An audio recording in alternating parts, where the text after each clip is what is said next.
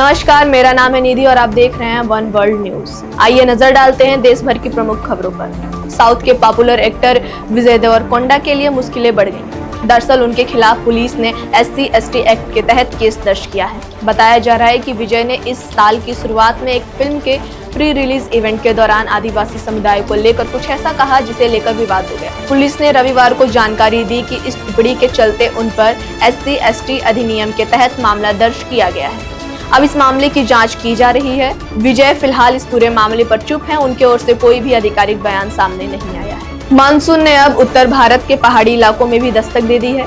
राजधानी दिल्ली में भी मानसून के जल्द पहुंचने के संकेत मिल रहे हैं। अगर 24 जून को दिल्ली में पहली मानसूनी बारिश होती है तो ये 2013 के बाद अब तक की सबसे जल्द होने वाली बारिश होगी। 2013 में 16 जून को पहली मानसूनी बारिश दर्ज की गई थी। इजराइल ईरान के बीच जारी संघर्ष पर बोलते हुए अब्दुल ने कहा कि मैं इस बात से निराश हूं कि मुस्लिम वर्ल्ड खामोश है। आज ईरान इस स्थिति में है, लेकिन कल अमेरिका द्वारा दूसरे देशों को भी खत्म कर दिया जाएगा। अगर वो आज नहीं जागे तो उन्हें अपनी बारी का इंतजार करना होगा। फारूक अब्दुल्ला का ये बयान वैश्विक राजनीति में मुस्लिम देशों की एकजुटता और सक्रियता की कमी को रेखांकित करता है।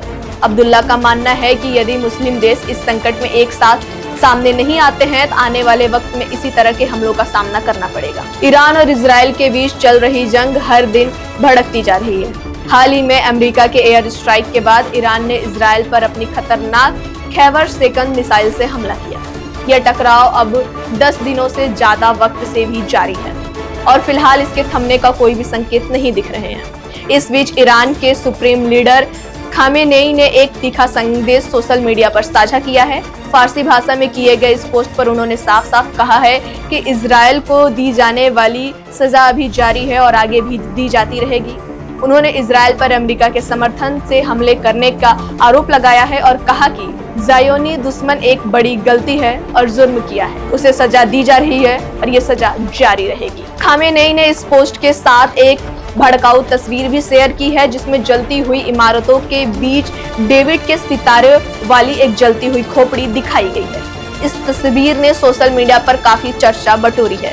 इस पूरे घटनाक्रम में साफ है कि हालात लगातार तनावपूर्ण बनते हुए हैं और अगर जल्द ही कोई कूटनीति का समाधान नहीं निकला तो यह टकराव और भयानक रूप ले सकते हैं।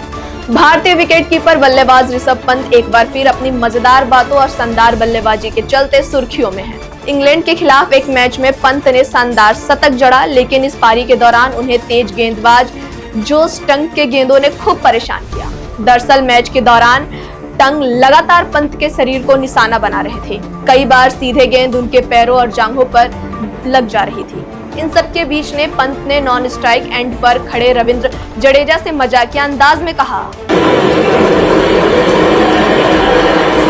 यार इससे मार के तीन जगह मारे जा रहा है। सुझा दिया यार मार के एक ही जगह पर मारे जा रहा है।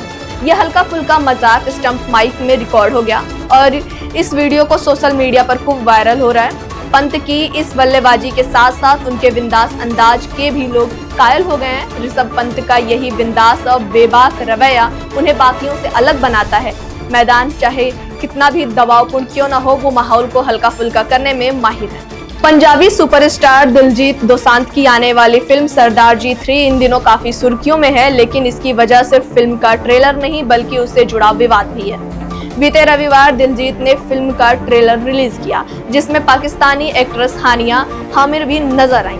इस ट्रेलर के सामने आते ही सोशल मीडिया पर विरोध शुरू हो गया क्योंकि हाल ही में 22 अप्रैल को जम्मू कश्मीर के पहलगाम में हुए आतंकी हमले में 26 मासूम लोगों की जान गई थी।